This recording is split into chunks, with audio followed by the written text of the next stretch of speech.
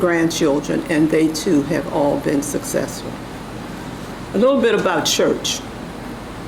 I have been a member of First Baptist Church of Guilford for more than 40 years. I don't even know when I joined, but I know it had to be 40 years. And have served in various capacities. Then I grew up in Mount Olive Church, located in Wycomico Church, Virginia. And one family tradition was that every Sunday morning, we had to go to we called it the parlor, to have family prayer. My mother read the scripture, or we had to say Bible verses. And Daddy had to pray. Well, Mama had cooked breakfast prior to the family prayer, and you could smell the breakfast. And it looked like Dad took a long time to get us to the breakfast. So we as kids used to look at each other and wonder, when are we going to get in to eat what would you call, or we call, bacon, fatback, and fried potatoes, or flat cakes, or whole cakes, or whatever they call it. We call it pancakes. After that, I grew up in that church, and that's where and you will hear more about my experience at Mount Olive. I will be hopefully attending the church's 150th anniversary in September of this year. So that is 100 years after CBA, before CBA. My education. My formal education began in a one-room segregated schoolhouse. There was one teacher who taught 4 grades, and she was also the cook, preparing lunches for the kids. Whoever finished their lessons first could help in the kitchen. So you know who rushed to get finished first. And I enjoyed being the cafeteria, or lunchroom we called it, helper many times. In addition to helping in the kitchen, I often stayed after school to help my teacher prepare for the next day, wiping desks and washing the chalkboard and putting assignments out on the table. Whatever it was she needed me to do, I was there to help. One day I said to her, I want to be a teacher like you. In her quiet voice, she took my face and she said, one day you will be a teacher. Little did I know then that she was opening the door to my career in public school education. She was with me for my entire schooling, graduations, visiting the family many times, and I have the last time she was with me, of course she was at our wedding, I believe, and then she was at my book signing in 2010.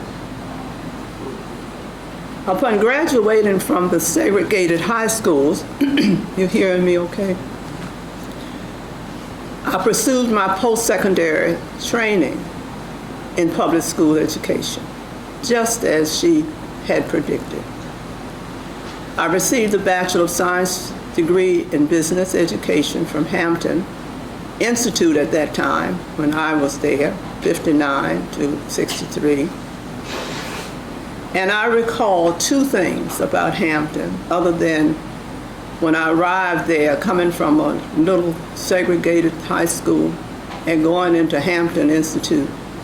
I thought I was hot stuff until I got there. So it took me a long time to get my grades back up to my high school A average. I never got the A average right away, but I got close to it. And I want to mention 2 things. One experience was when I was there, I think it might have been my sophomore year, I don't remember which year now. it was the time of the sit-ins for Woolsworth restaurants, Woolsworth. And some of you may remember Woolsworth, the sit-ins. And Hampton students, there was a Woolsworth in Hampton across the bridge from the campus. So we, as students, decided to go and participate in the sit-in at the Woolsworth counter.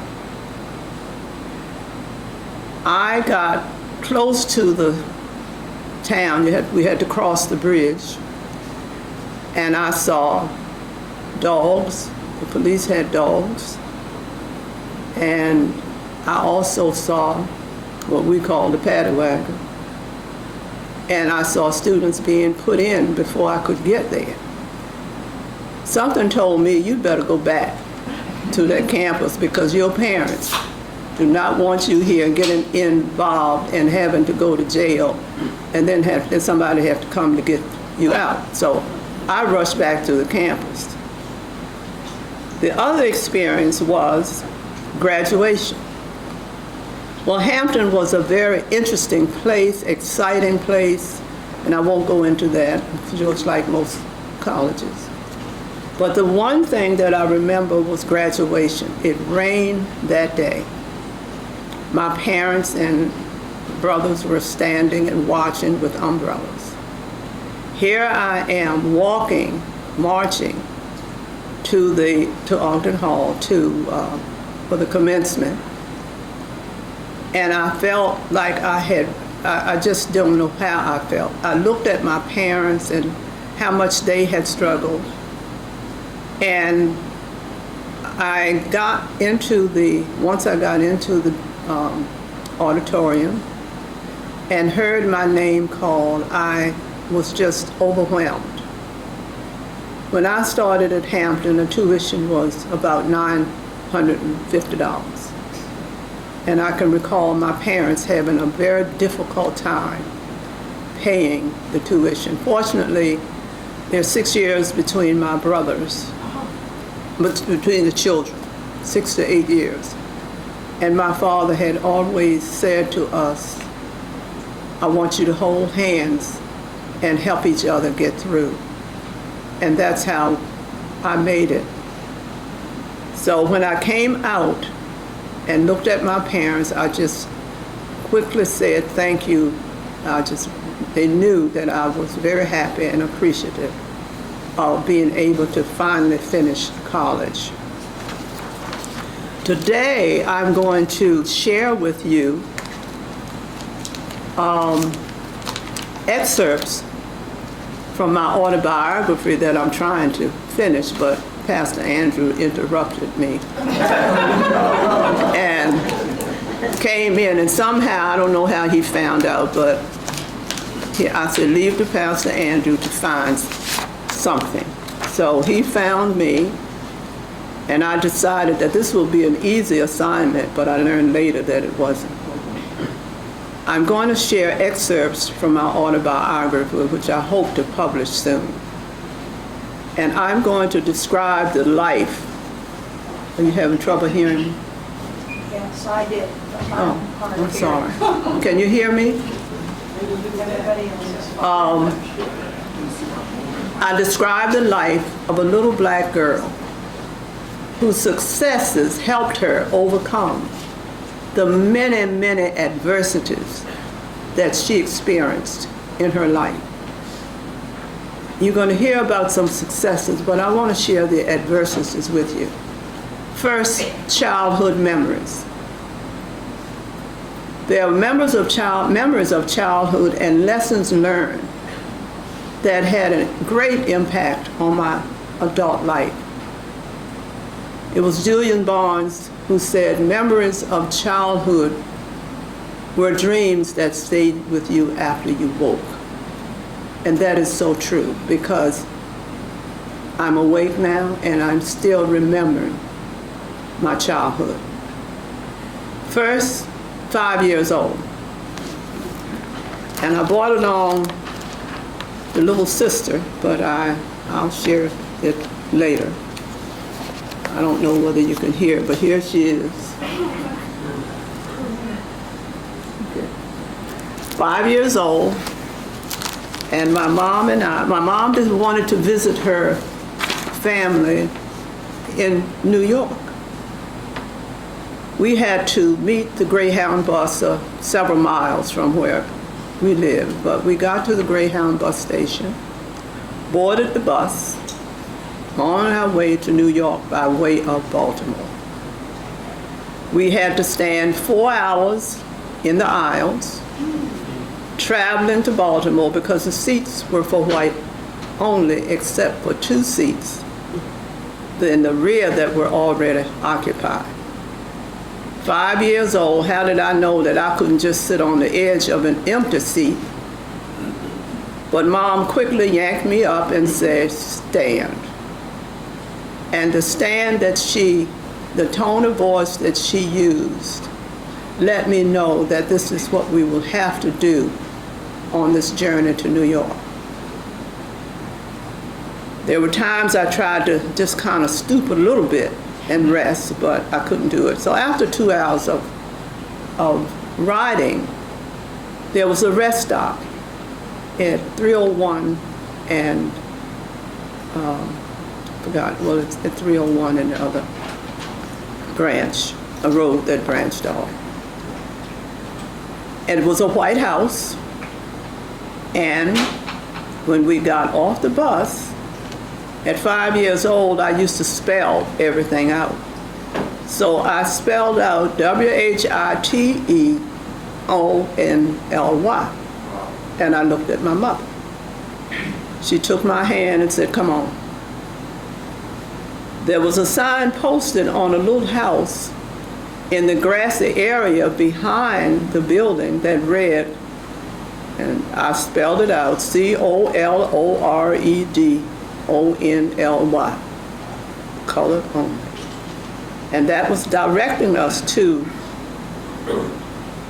all blacks, or all coloreds at that time, to the outhouse that most of you now call the restroom. Mom took my hand and we stood in line in the weeds while other people used the outhouse. Then my turn came, and when she opened the door, there was a hole in the ground. And I looked and peeped. It wasn't like the outhouse that we had, but she assisted me, and she told me to wait and watch for the bus. Took her turn, and we got back on the bus and stood another 2 hours to Baltimore. There were seats for everyone, but those 2 seats in the back for coloreds were taken. Got to Baltimore, and we had a night with her sister there, and I got to ride the trolley, and I didn't know what to do, but we sat, and then the next day she took us to make the bus for New York, and we had a seat. I didn't know until Mom said we can sit down. From Baltimore to New York, we had a seat, and we had a wonderful trip. The one place that I remember going was Coney Island, and my first ride on a merry-go-round. Lesson learned there is stand. And I know most of you, or all of us, are familiar with the song, you just stand when there's nothing left to do. And I enjoy hearing Donnie McClurkin sing it, McClurkin all the time. You stand and watch the Lord see you through. Now the first day of school is very interesting at age 6. It was September 1946. My mom had spent a year before helping me get ready for the first grade. So when I went to first grade, I could read and write, do my arithmetic, and I was ready. She had purchased books, and during that time, she purchased books, secondhand books from white families. So she knew a lot of people, and she got my set of books, and we worked when I was 5 or 6, early 6, and to prepare for school. At that time, my great aunt was a teacher. She had taught my father, mother, brothers, and now me. Well, when I got to the door, excuse me, she said, "Wait out here." Vera, that was my mother's name. And all the kids went in and she told them to have a seat. And then she spoke with my mother. And my mother said, "Come on, sister, we have to go back home." Well, I didn't know what to think. Why are we going back home? You can't stay at school today. I was pulling to stay and she was pulling to go home. Got home and I had my kicking and screaming, and I think it was all day. But she came and got me and she sat me down and said, "You have to be 6 October 1st. And I was 6 October 8th. So therefore, I had to stay home the whole year. When my dad came home, I heard my mother give him the story, and I ran, jumped in his arms, because I knew that Daddy was going to take me back to school the next day and get me in that school. What happened was, on every night I walked with my father to the corner store to get the newspaper, and the merchant always gave me a little treat, ginger snap or squirrel nut or Mary Jane or whatever. But we took that walk for many years. And on our way, I was hoping we could talk about getting to school tomorrow, but I didn't say anything. When we got to the schoolhouse, he walked up to the school, and I'm thinking, "Why are you going here? There's nobody here. The school is closed." I didn't say a word, but I know he sensed the tenseness in my hand. He went up to the school door, and we stood there. And I didn't know what he was doing or why he was there, but now I know, or I believe, my dad went up there to pray. So the next day, when we left the step, he said, "Baby, you will go to school one day." And when we got home, it was always something about Daddy's voice that brought about calmness. I stopped crying a little bit, and I looked forward to talking about school after dinner, later. But there was no discussion about school. I stayed out the year. The next year, when I returned to school, there was a new teacher, and that was the teacher I mentioned earlier. Because I could read my first grade book, spell every word, and do my problems in the arithmetic book, my teacher moved me to the 2nd grade. Lesson learned: God takes care of the children, of his children. The teacher moving me to the next grade level made up for the time that I missed, and I was able to stay on grade level and graduate on time. Another childhood experience had to do with baptism. My husband told you that he was baptized in a pool. I wasn't that fortunate. I was baptized in the river when I was about 10 years old. The church gathered on the riverbank early one Sunday morning, and you singing songs and praying. And one of the songs they sang was "Down by the Riverside." And I won't sing it for you, but where's my choir? But it was "Going to lay down my sword and shield down by the riverside, down by the riverside, down by the riverside, gonna lay down my soul and shield. Down by the riverside, gonna study war no more.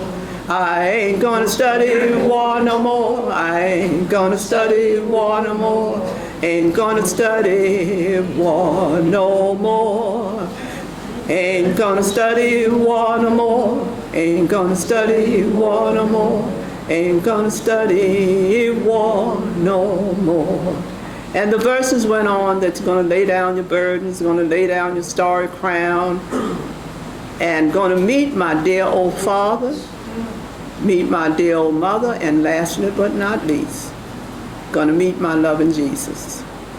And I ain't going to study war no more. That was the first song. Well, we were dressed in white. I don't know what was shirts, sheets, but whatever. Everybody was dressed in white who had to be baptized. I'm standing there watching the digging, watching the pastor wade in the water and bouncing, and I'm thinking, when are you going to stop? Because he had his pole or whatever, and he's still going, and it looked like the water was up to here. And I'm thinking, I don't want to go out there. And I was thinking about running away, but I knew better. And as each child was taken out to be baptized by the deacon, who he had trouble balancing himself and taking us out, but I made it out with him as the congregation sang. Take me to the water, take me to the water, take me to the water to be baptized. And then the verses went on, none but the righteous, I love Jesus, the name of Jesus, I know I got religion. And the last verse was glory, hallelujah, to be baptized. After the baptism, we went back to the church for worship service and to receive the right hand of fellowship. Lesson learned, fear not, for God will always walk with you. Baptism was the beginning of my walk with God. Last but not least, I'd gotten to high school. And I brought along something to show you. There was, it's my senior year, I think. I'm still a kid, but I was ready for high school. And there was a contest, and I always read the paper, and I heard about this contest by the Daughters of American Revolution. They sponsored an essay contest titled The History of Northumberland County. I asked my father to take me. I wanted to go to visit, I wanted to go to the library, and I wanted to talk to some people, and I wanted to write an essay. So I showed the essay to my history teacher, and she encouraged me to enter the contest. I entered the contest. $50 was a lot of money, and I'm getting ready to go to school. They were going to give a savings bond. I was a finalist. It wasn't until after I had submitted the essay I learned that there were going to be two prizes. $25 savings bond and medal for the winner of the colored school. $50 savings bond and medal for the winner of the white school. And always talking, what I told my parents, I'm not going to accept it. It's not fair. My father looked at me and said, you will accept the award. Now my mother, by the way, was the one that talked with the switch from the Peachtree. My father spoke he never spanked me. I was the only girl, and I always thought I was the favorite. But he never spanked. But he had a voice that could Sometimes you wish it had been the switch from the peach tree. He responded in a tone that I knew not to challenge, and he told me I would accept it. And here is the award. 64 years old. The story is that for some reason I did not part from this award, because later it meant something to me, simply because my father had said, you're going to take it because you having an opportunity that we did not have. And when I got, I knew I was going to go up and get the award. It was at the senior ceremonies, award ceremony at school. And I wasn't so sure that Daddy wouldn't be peeping in the window, sitting in the back to make sure that I go up and pick up the $25 bone. At any rate, it was at that point I realized, when I walked up to get the medal and the bone, it meant something to my parents, and therefore it's going to mean something to me. Subsequently, I have been the recipient of 30, 40, I don't know how many. I had a box of certificates and plaques and whatnot throughout my life, and especially my career, because I was saving and going through things for my book. So I received many, many more awards and certificates. Researching and writing, I was introduced to writing because I wrote the essay.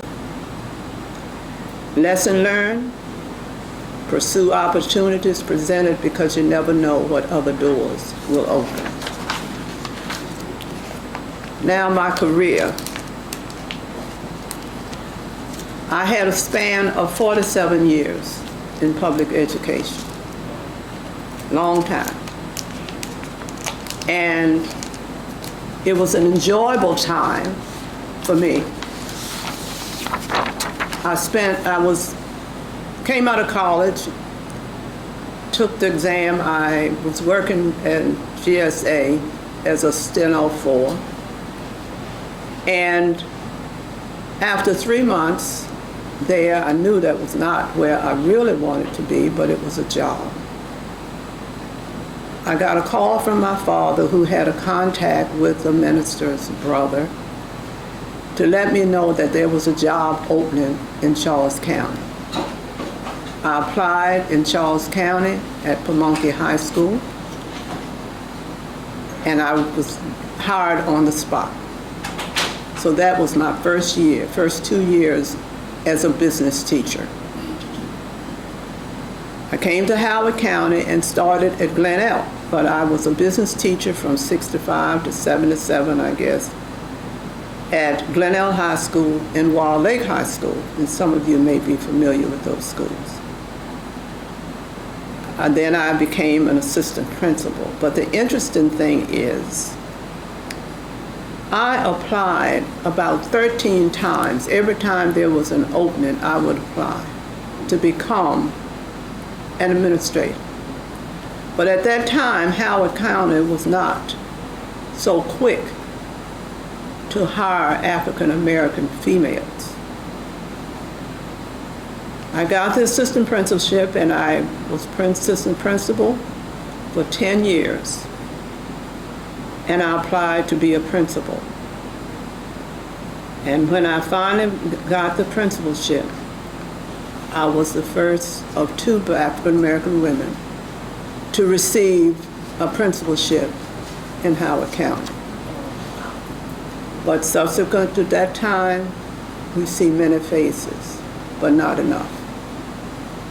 During the time that I was principal at Howard High School, my first year there, the school administration had applied for the Blue Ribbon Award. And the Blue Ribbon Award is a national and state program that recognizes and honors elementary, middle, and high school students all over the nation that exhibit high performance and or significant improvement in student achievement. And reducing the achievement gap of disadvantaged students is also a criterion. So fortunately, being in the right place, going through the right door at the right time, I got to go to the White House to receive the award on behalf of Howard High School. It was during President Clinton's time. It was a wonderful weekend, and I was happy to take the award back. We had a lot of recognition. The school had a lot of recognition statewide, the governor visiting, and it was just a good time for Howard High School. And during my time in my career, professional organizations gave me a lot of experience, and I won't go into all of those. But I was a Delta. I was a charter member of the National Council of Negro Women in Columbia. I was in the University of Maryland Phi Delta Kappa chapter. National Association of Negro Business and Professional Women. Fern Advisory Board, Community Association of Immigration and Refugees in Howard County. The Superintendent Advisory Council for Educational Partnerships. And by the way, I introduced educational partnerships in Howard County.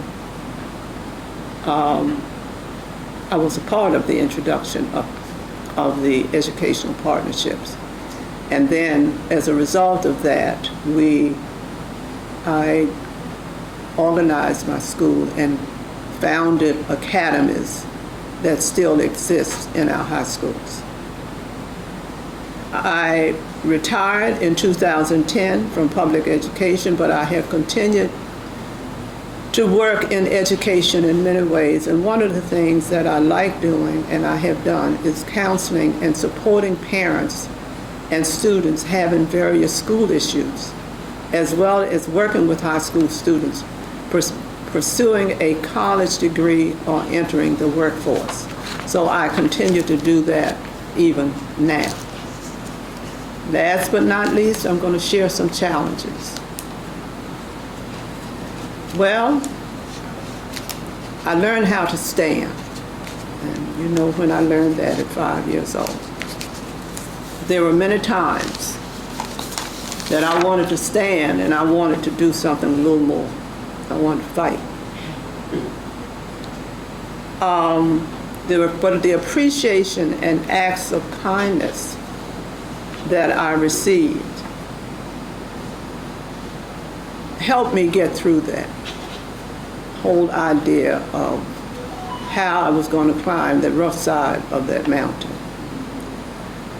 And growing up in a Christian home with hardworking parents prepared me for the many challenges also that I faced, because I observed the challenges that they faced, and that they helped me, get to where I am. One of the positive, as I said, the positive feedback.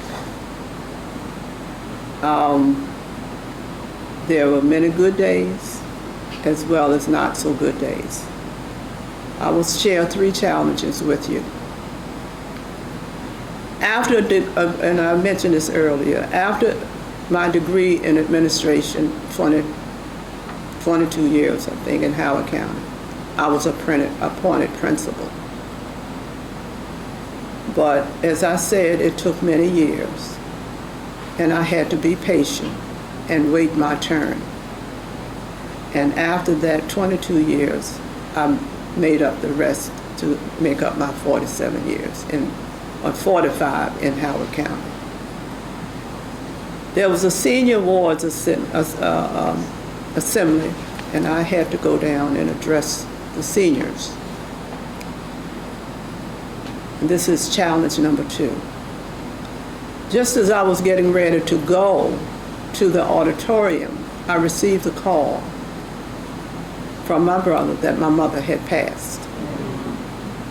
I expected it, but I wasn't ready. As you know, we're never ready. At that moment, two of my students, boys, appeared at the door, and this day it's time for you to go to the auditorium, and the sponsor was sending for me. And they saw that I was crying, and they ran to my desk to find out what was wrong. And I told them that my mother just passed, but let's go to the auditorium. They each took my arm, and as we started down the hallway to the auditorium, one looked at me and said, "Miss Day, I am so sorry to hear about your mother, but you're a strong lady, and we're going to walk with you." I pulled myself together, and we just walked down the hall to the auditorium. They gave me the courage to walk, because they took my mind off of what was probably one of the worst moments of my life. I turned to say thank you to them, and they said, no, Ms. Day, we're going to stay here with you, and we'll walk you back to your office. I took my seat on the stage, and I turned and looked here. They were sitting on the front seat in the guest seats. I don't know how they managed, but they took the seat. And they both gave me a thumbs up. And I thought about what my mother used to say to me: "You say I can when you think you can't." I got through the ceremony, and my escorts were waiting at the stage for me. And we walked back down, and I guess we really strolled back down the hall. And one young man said to me, "I couldn't have done that." And I said, "And now you're telling me." I just couldn't have done it if my mother died. I smiled at him, and I said, "Say I can when you think you can." They gave me a big hug and thanked me and I thanked them for being so kind. Here again, God sent those two little boys to walk me to the auditorium. The last but not least, on a Sunday afternoon, I received a call from one of my teachers, who informed me that a letter had been circulated throughout Howard County regarding my ineffectiveness as a principal. She brought the letter to my home, and it was a vote of confidence, no confidence for Principal Mary Day. A few disgruntled staff members, and I always had a few, had decided that they were going to, with the help of the union, to go after my job. I received calls from parents within, I guess, less than 24 hours. And they were supportive people. And I took the first step and made an appointment with my director. Little did I realize that I was in for a 5-year ride to defend my reputation of outstanding performance. Well, it took 5 years because I decided, rather than retire now, I'm going to stand here. I'm going to stay because I'm going to walk out. Nobody's going to run me out. What started as a memorandum, as I said, went 5 years. From the superintendent to the Board of Education, Howard County Court, Maryland Court of Appeals, Howard County Court, back to Maryland Court of Appeals, the Administrative Judge of Maryland, and then the Maryland State Board of Education. The outcome, the administrative judge ruled that my rights had been violated, but I wanted the thousands of dollars that I spent in legal fees paid for, but I didn't get that. They did give me $400-some for my dues for that year, for a year. And now that I think about it, that's fine, because the lesson that I learned early was to stand, and I stood. I hired, and it was my choice to hire legal counsel, because at that time the administrators were in the same union with the teachers, and how could I get representation? So it was my choice. Now, I happen to have read somewhere, and I don't know where I had read it, but it was a man named Zig Ziglar, Z-I-G-L-A-R, who said, "Don't be distracted by criticism. Remember, the only success some people get is to take a bite out of you." In spite of the 5 years of fighting and out-of-pocket money to defend my professional reputation, I continued to work for the good of my school and, more importantly, the students. My students excelled. By the time I got to the School of Technology, we had an agreement with Howard Community College. When they finished their programs at their vocational programs, their credits were recognized by the community college. They got jobs. I had a young lady who got in a little bit of trouble. She wanted to be a doctor, and she sent me a very beautiful letter thanking me for giving her a second chance. And she's a doctor here in the county at 2 different hospitals. And the last I read was she was heading at HMO in California. I want to thank my husband for transporting me for those 5 years to legal appointments and sitting in hearings for 5 years. I'm getting to the end, trying to get there. I want to say I learned stay the course. My determination to stay the course and the grace of God is what got me through. Appreciation. Many notes that I've been reading that I had tucked away all those years, saving them. I wish I could read all of them to you, but I can't. Student notes, parents' notes, community leaders, many fine things. And of course, the newspaper had some pros and cons, but I was in the newspaper. I made the press.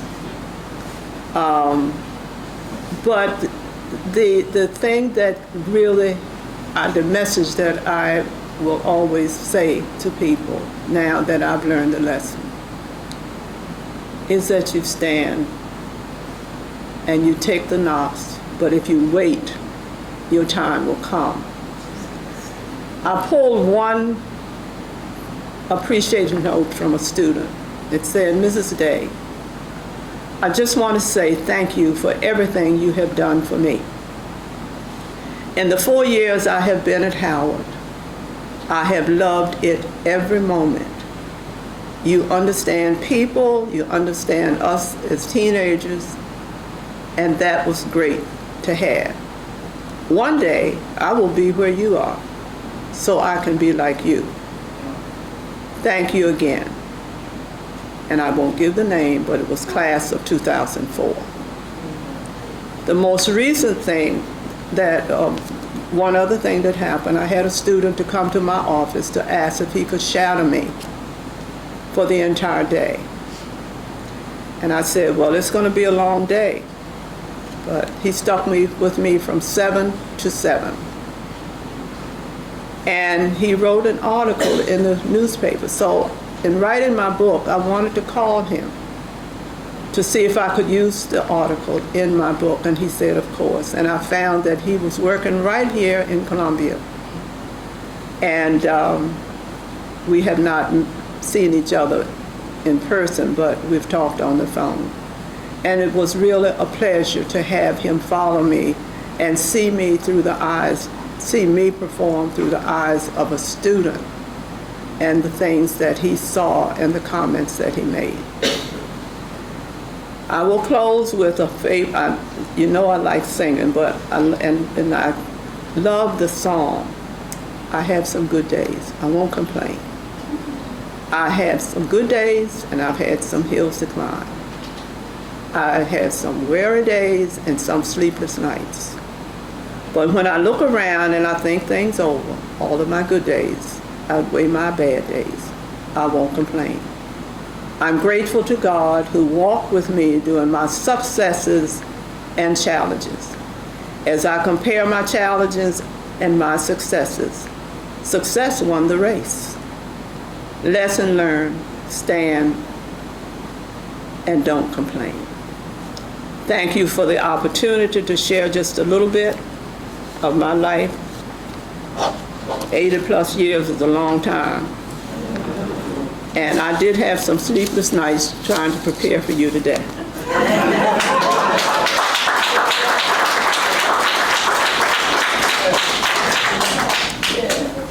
Are there any questions?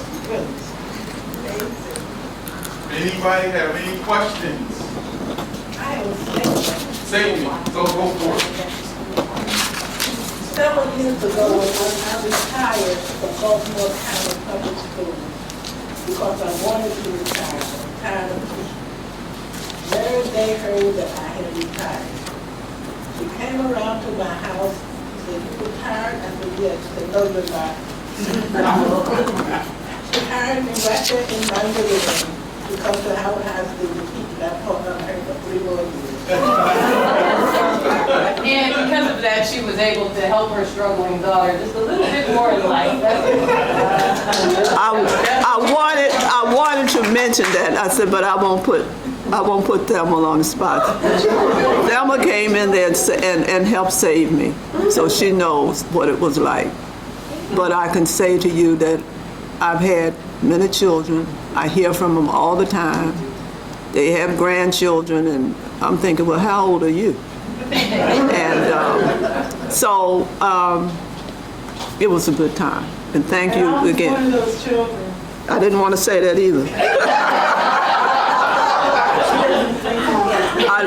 Because if I leave the room, they'll give you the other side of me. But they were good kids. But She loved us all. when I had the legal stuff going on, the teachers who liked me, I had to go to an appointment with the attorney. And I didn't know that they had planned a walkout to sit in the superintendent's office on my behalf until I got back. And I said, well, you know, I don't think you should have done that. And said, you weren't here, so you couldn't stop us. So I did have some support, and it was good. And as I said before, I meet my students all the time. And I didn't know they were going to be sitting here. But they were good, and it was very interesting. I don't know whether it was prom time was an interesting time because everybody got sick. So I would stand at the door, because I usually call home on absentees. I'd stand at the door, give me your note. Give me your note. I don't think you're going to be able to get an appointment with the doctor, but I have your note. And that was the one time that I turned my head on my rules. They had hair appointments, they had all kinds of appointments. And then when they got to the prom, hi, Miss Day. I said, how was your doctor's appointment? But you have to give. I learned you have to give some and take some. And when you're working with young people, you got to meet them more than halfway. And I was willing to do that, and I had an enjoyable experience. Thank you. Any more questions? Comments? Anybody? I love your story time because you really highlighted the lessons learned, and I can't wait to go back and just listen to the whole thing again. But I learned how to stand. Yeah. I mean, that's just powerful. So, Miss Mary, thank you so much for sharing your story. And don't ask me again. It's time to turn the camera off.